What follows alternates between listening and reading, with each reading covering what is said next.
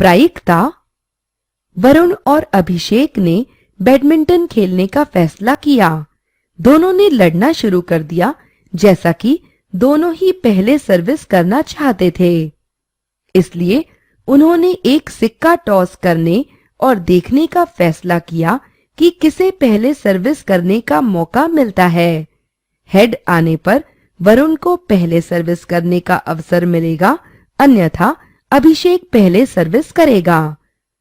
अब क्या हम भविष्यवाणी कर सकते हैं कि आपको हेड दिखेगा या टेल दिखाई देगा? जवाब है नहीं। हम पहले से नहीं बता सकते हैं कि हेड दिखेगा या टेल दिखेगा। जब हमें एक घटना का परिणाम पहले से ही ठीक से पता नहीं हो, तब संभावना की बात करते हैं। ऐसी घटनाएं होती हैं जिनका होना हम सुनिश्चित कर सकते हैं। उदाहरण के लिए, सूर्य की उगेगा। सूर्य कब उगेगा? क्रिसमस इस साल 25 दिसंबर को मनाया जाएगा। यदि हम यकीन के साथ नहीं जानते लेकिन हमें पर्याप्त विश्वास है, तो हम कहते हैं कि यह होने की संभावना है या बहुत संभावना है। उदाहरण, ऐसी संभावना है कि आप ग्रेड 12 से स्नातक हो जाएंगे। आज बारिश हो सकती है। ऐसी बहुत अधिक संभावना है कि दिसंबर में बर्फबारी होगी। कुछ घटनाओं का घटित होना असंभव होता है। उदाहरण के लिए, आप एक उड़ती गाय देखेंगे, ऐसा होना असंभव है। इसी प्रकार एक चींटी का बढ़कर 3 मीटर लंबा हो जाना भी। अब चलिए प्रायिकता की अवधारणा को समझते हैं। आइए देखें कि वरुण और अभिषेक को क्या मिला जब उन्होंने एक सिक्का उछाला। उन्हें हेड मिला। वरुण ने टॉस जीता और पहले सर्विस करना प्राप्त किया। अब हेड या टेल आने की प्रायिकता क्या थी? हम जानते हैं कि एक सिक्का उछाला जाता है तो 2 संभावित परिणाम होते हैं, हेड या टेल। इसके अलावा एक सिक्के के लिए हेड या टेल प्राप्त किए जाने की संभावना समान रूप से होती है। हम कहते हैं कि हेड या टेल होने की संभावना बराबर और प्रत्येक के लिए आधा होती है। शिक्षक, एक पासे के लिए संभावित परिणाम 1, 2, 3, 4, 5 या 6 होते हैं। जब हम एक खेल के लिए एक पासे का उपयोग करते हैं, हम इसे निष्पक्ष होना चाहते हैं। इसका क्या मतलब है? छात्र, इसका मतलब है कि पासे पर प्रत्येक संख्या के होने की संभावनाएं समान हैं।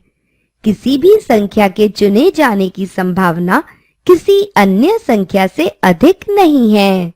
शिक्षक, बिल्कुल सही।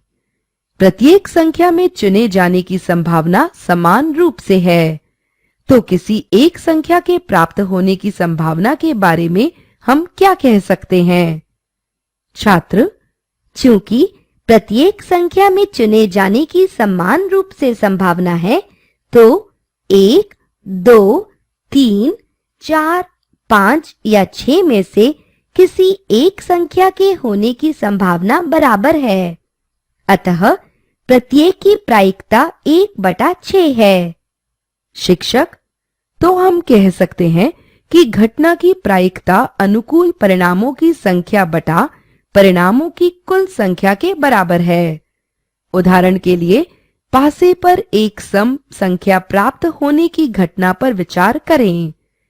अनुकूल परिणाम 2, 4 और 6 हैं और कुल परिणाम 6 हैं। इसलिए सम संख्या प्राप्त होने की प्रायिकता 3/6 है, जो कि 1/2 है।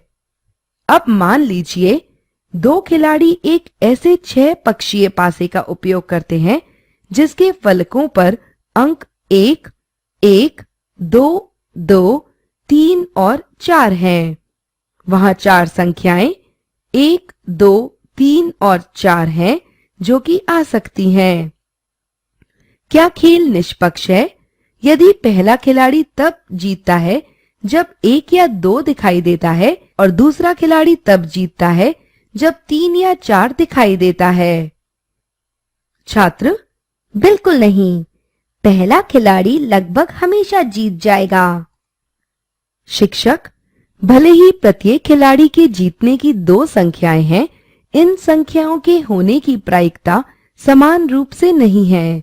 इस उदाहरण पर विचार कीजिए। एक शीशे के जार में 3 लाल, 2 हरे और 5 नीले पत्थर हैं। यदि जार से यादृच्छिक रूप से एक संगमरमर चुना जाता है, तो एक लाल संगमरमर चुने जाने की क्या प्रायिकता है?